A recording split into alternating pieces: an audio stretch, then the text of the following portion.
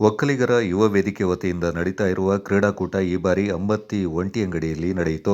ಕಾರ್ಯಕ್ರಮದ ಅಧ್ಯಕ್ಷತೆಯಿಂದ ಗ್ರಾಮ ಪಂಚಾಯಿತಿ ಸದಸ್ಯರಾದ ವಿಪಿ ಡಾಲು ವಹಿಸಿದ್ರು. ಜನಾಂಗದ 106 ಮಂದಿ ಪಾಲ್ಗೊಂಡಿದ್ರು. ಕ್ರೀಡಾಕೂಟದ ಆರಂಭದಲ್ಲಿ ಕೆಂಪೇಗೌಡ ಅವರ ಭಾವಚಿತ್ರ ಸಮೇತ ಒಂಟಿಯಂಗಡಿಯಿಂದ ಸುಮಾರು 1 ಕಿಲೋಮೀಟರ್ ದೂರದಲ್ಲಿರುವ ತೋಪಮ್ಮ ಅವರ ಗದ್ದೆಗೆ ಜನಾಂಗದ ಮಹಿಳೆಯರು ಮತ್ತು ಪುರುಷರು ಮೆರವಣಿಗೆಯಲ್ಲಿ ನಡೆದು ನಂತರ ಕೆಂಪೇಗೌಡ ಭಾವಚಿತ್ರವನ್ನ ಪುಷ್ಪಾರ್ಚನೆ ಮಾಡಿದರು. ನಂತರ ಪುರುಷರ ವಾಲಿಬಾಲ್ ಆಟವನ್ನು ವಿರಾಜಪೇಟೆ ಗ್ರಾಮಾಂತರ ಪೊಲೀಸ್ ಅಧಿಕಾರಿ ಲತಾ ಉದ್ಘಾಟಿಸಿದರು. ಮಹಿಳೆಯರ ಥ್ರೋಬಾಲ್ ಆಟವನ್ನು ರಾಜ್ಯ ಒಕ್ಕಲಿಗರ ಸಂಘದ ನಿರ್ದೇಶಕ ಹರಪಳ್ಳಿ ರವೀಂದ್ರ ಉದ್ಘಾಟಿಸಿದರು.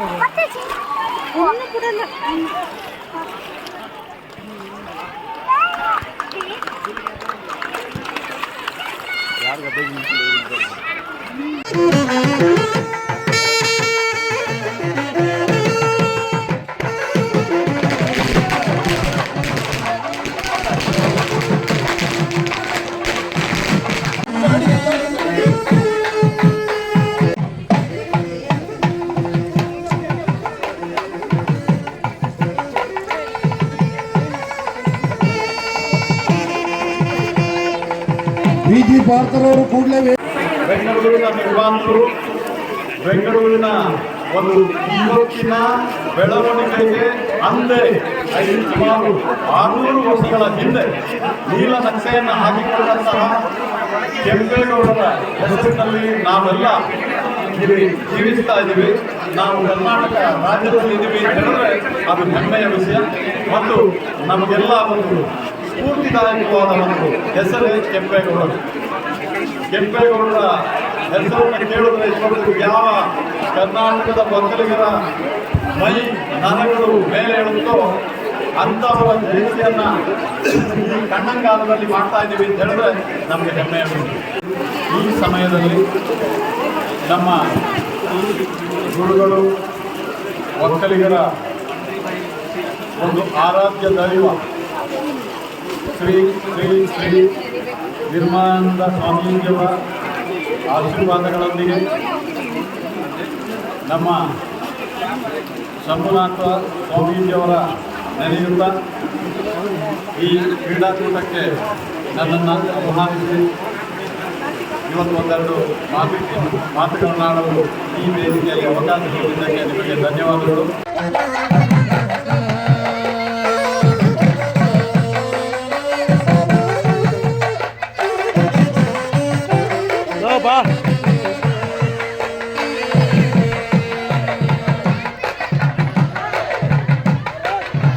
ಈಗಿನ ಕಾಲದಲ್ಲಿ ಈ ಥರ ಪ್ರಾಮಾಣಿಕವಾಗಿ ಕೆಲಸ ಮಾಡ್ತೀನಿ ಅನ್ನೋರು ಭಾಳ ವಿರಳ.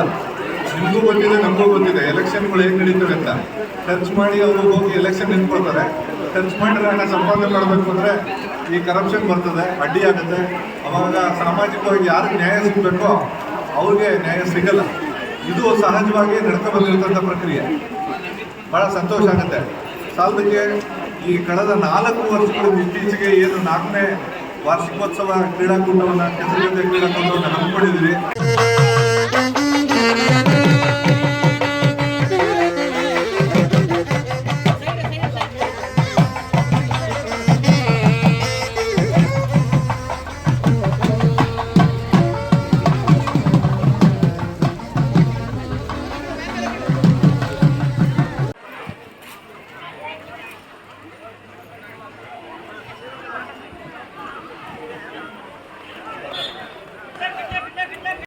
ಹೊರಹೊಮ್ಮುವುದಕ್ಕೆ ಭದ್ರ ಅಡಿಪಾಯವನ್ನು ನಾಡಪ್ರಭು ಕೆಂಪೇಗೌಡರು ಹಾಕಿದ್ದಾರೆ.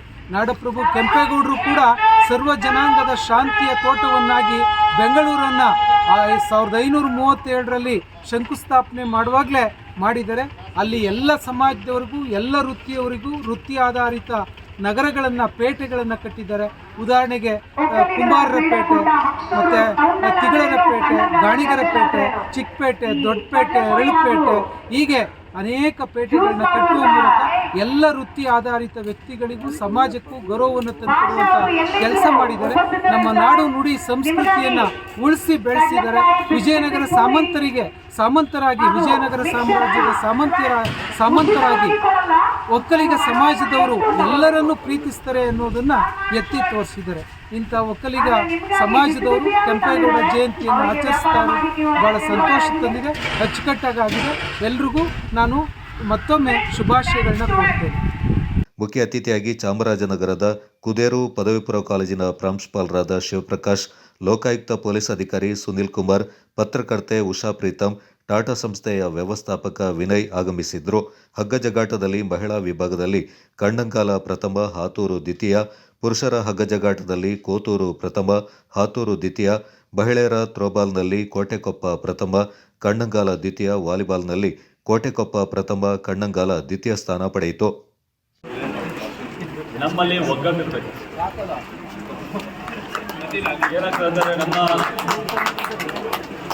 94% ಲಿಟ್ರಸಿ ರೇಟ್ ಅಂತ ಹೇಳ್ತೀನಿ. ಅಂದರೆ 94% 94% ಲಿಟ್ರಸಿ ರೇಟ್ ಇದೆ ನಮ್ಮ ಕುಲಬಾಂಧವರು. ಡಾಟಾ ಬೇಸ್, ಎರಡನೇದು ನಾವು ಡಾಟಾ ಬೇಸ್ ಮ್ಯಾನೇಜ್ ಮಾಡಬೇಕು. ಅಂದರೆ ನಮ್ಮಲ್ಲಿ ಈಗಾಗಲೇ ಅವ್ರು ಹೇಳ್ತಾಯಿದ್ರು, ಈಗ ನಮ್ಮ ಮಕ್ಕಳು ನಮ್ಮ ಕಡೆಯವರು ಬೆಂಗಳೂರು ಹೋಗ್ತಾರೆ, ಮೈಸೂರು ಹೋಗ್ತಾರೆ. ಆದರೆ ಅಲ್ಲಿ ಏನಾಗ್ತದೆ ಅಂದರೆ ನಮಗೆ ಮಾಹಿತಿ ಕೊರತೆ ಇರ್ತದೆ. ಮಾಹಿತಿ ಕೊರತೆ ಇರೋದ್ರಿಂದ ನಾವಲ್ಲಿ ಒಂದು ವೇದಿಕೆ, ಯುವ ವೇದಿಕೆ ಅಂತ ಇದೆ, ಒಕ್ಕಲಿಗ ಸಂಘ ಅಂತ ಇರ್ತದೆ.